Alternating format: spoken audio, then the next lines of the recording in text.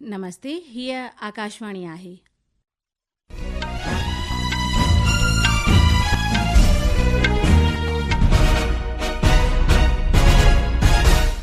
हाणे तव्हीं माला खूबचंदाणी खां सिंधीअ में समाचार ॿुधंदा। सभ खां अवल मुख्य समाचार। भारत ओलह एशिया में तकरार वधण खां पोइ ईरान खां पंहिंजनि नागरिकनि खे ॿाहिरि कढण जी कोशिश खे तेज़ कयो। 350 खां पिणु वधीक भारतीयनि स्वदेश मोटण जी कई गुज़ारिश। ईरानी मिसाइल जे ॾाकणी इज़राइल जे मुख्य अस्पताल ते थियल हमले सां डज़न खन माण्हू ज़ख़्मी। प्रधानमंत्री नरेंद्र मोदी साइप्रस, कैनेडा ऐं क्रोएशिया जी कामयाब यात्रा मुकमल करे नई दिल्लीअ पहुतो। QS वर्ल्ड यूनिवर्सिटी रैंकिंग में 54 भारतीय संस्थाऊं शामिल। IIT दिल्ली मुल्क जे अवल संस्था बणिजी करे उभरी। प्रधानमंत्री नरेंद्र मोदीअ इन जो स्वागत कयो। ऐं भारत ऐं इंग्लैंड जे विच में सुभाणे खां 5 मैचुनि जी टेस्ट सीरीज़ जी शुरूआत। हाणे ख़बरूं तफ़सीलवार ॿुधंदा।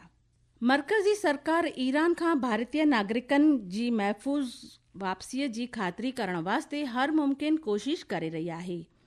भारतीय हाई कमीशन जे मेंबरनि सां गॾु अॼु हिक ॿी हवाई उॾाम पहुचण जी उमीद आहे। इन खां अॻु उत्तरी ईरान खां आंदल 110 भारतीय शागिर्द नई दिल्लीअ पहुता आहिनि। नई दिल्लीअ में मीडिया सां ॻाल्हाईंदे विदेश राज्य मंत्री कीर्ति वर्धन सिंह चयो त सरकार खे ईरान मां ॿाहिरि निकिरण जे लाइ 350 खां पिणु वधीक भारतीयनि जूं दरख़्वास्तूं मिलियूं आहिनि। गवर्नमेंट पूरी कोशिश करेगी कि जितने भी हमारे देश के लोग हैं ईरान में, उनको सबको सेफली ले आने का हम लोगों की बहुत बड़ी जिम्मेदारी है और उसको हम लोग पूरा करेंगे। आज भी ये एक प्लेन जा रहा है फिर से तुर्कमेनिस्तान, वहां से अपने इंडियन नेशनल्स को लाने के लिए, और जैसे जैसे हमारे ये नंबर्स और रिक्वेस्ट आया करेंगी हम लोग यहाँ से चार्टर्ड फ्लाइट्स भेजा करेंगे अपने नेशनल्स को वापस लाने। हम लोगों के पास करीब 350 से अधिक रिक्वेस्ट आ गई हैं।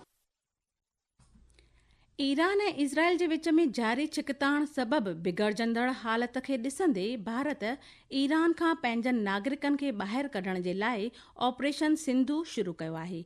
इन विच में इज़राइल ऐं ईरान जे विच में छिकताण अञा वधीक तेज़ थी आहे।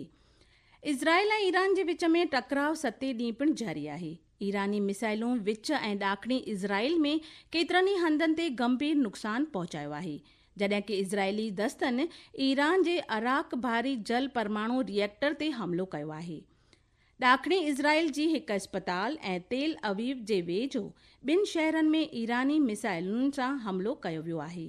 इन विच में ईरान चयो आहे त हुन जे मिसाइल हमले जो मुख्य निशानो ॾाकणी इज़राइल जो अस्पताल न, बल्कि उन जे वेझो आयल फ़ौजी ऐं खुफ़िया अॾो हो। होॾां रूस जे राष्ट्रपति व्लादिमीर पुतिन इज़राइल ऐं ईरान जे विच में छिकताण ख़त्म करण जे लाइ ट्याकुड़ीअ जी पेशकश कई आहे।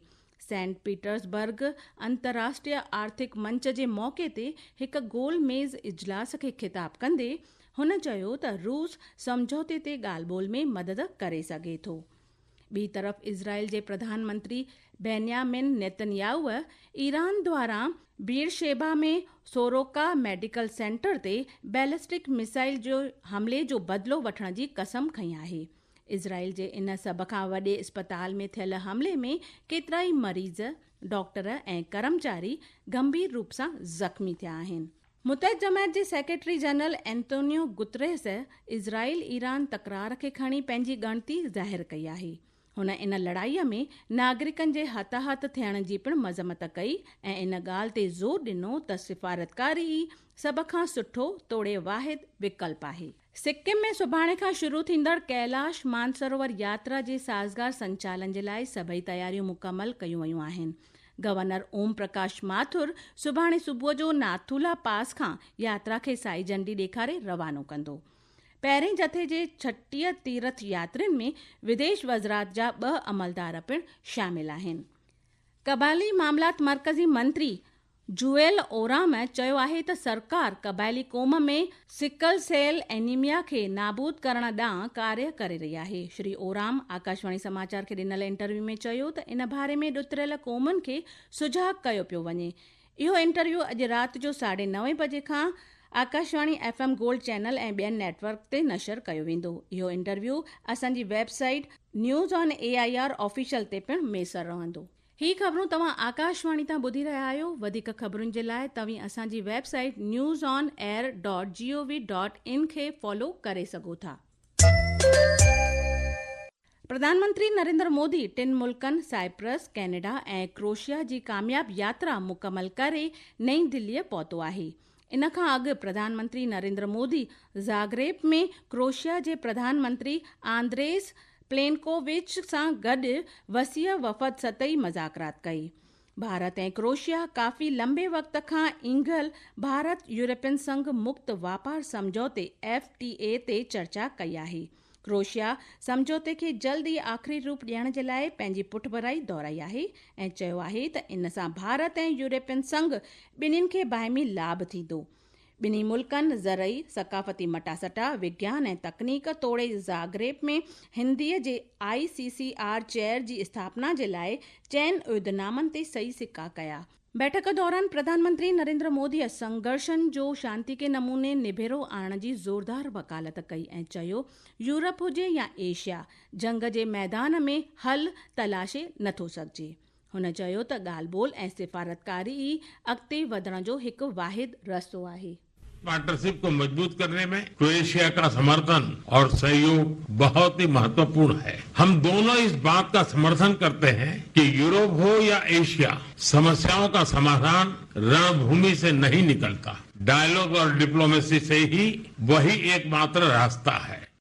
QS वर्ल्ड यूनिवर्सिटी रैंकिंग में रिकॉर्ड 54 भारतीय संस्थाउनि खे स्थान मिलियो आहे। इन रैंकिंग में IIT दिल्ली देश जी अवल रैंक वारी संस्था बणी आहे। प्रधानमंत्री नरेंद्र मोदीअ QS वर्ल्ड यूनिवर्सिटी रैंकिंग 2026 जो स्वागत कयो आहे ऐं इन खे आलमी तहलीम तोड़े खोजना में भारत जे वधंदड़ कद जो सबूत ॼाणायो आहे। श्री मोदीअ इन ॻाल्हि जी ॿीहर तस्दीक कई त सरकार भारत जे नौजवाननि जे लाभ वास्ते खोजना ऐं नवाचार वारे माहौलियाती निज़ाम खे अॻिते वधाइण जे लाइ कौलबद्ध आहे। साहित्य अकादमी दिल्लीअ हिन साल जे लाइ साहित्य अकादमी युवा ऐं बाल साहित्य पुरस्कारनि जी पधिराई कई आहे, जंहिं में युवा पुरस्कारनि जे लाइ मुख़्तलिफ़ 23 भाषाउनि जे विजेता साहित्यकारनि जा नाला ज़ाहिर कया विया आहिनि। सिंधी भाषा में आकाशवाणीअ जी न्यूज़ रीडर हीना अगनानीअ खे आसमानी परीअ जे लाइ पुरस्कार ज़ाहिर कयो वियो आहे। भारत ऐं इंग्लैंड जे विच में 5 मैचुनि जी टेस्ट सीरीज़ सुभाणे खां शुरू थी रही आहे।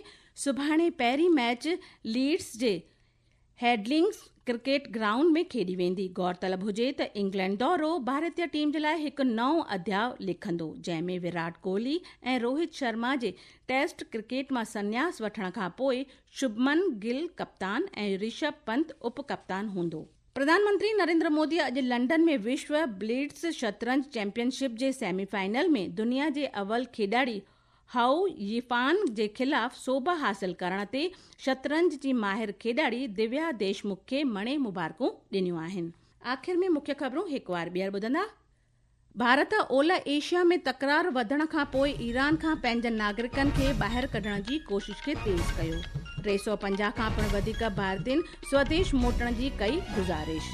ईरानी मिसाइल जे ॾाखणी इज़राइल जे मुख्य अस्पताल ते थियल हमले सां डज़न खन माण्हू ज़ख़्मी। प्रधानमंत्री नरेंद्र मोदी साइप्रस, कैनेडा ऐं क्रोएशिया जी कामयाब यात्रा मुकमल करे नईं दिल्लीअ पहुतो।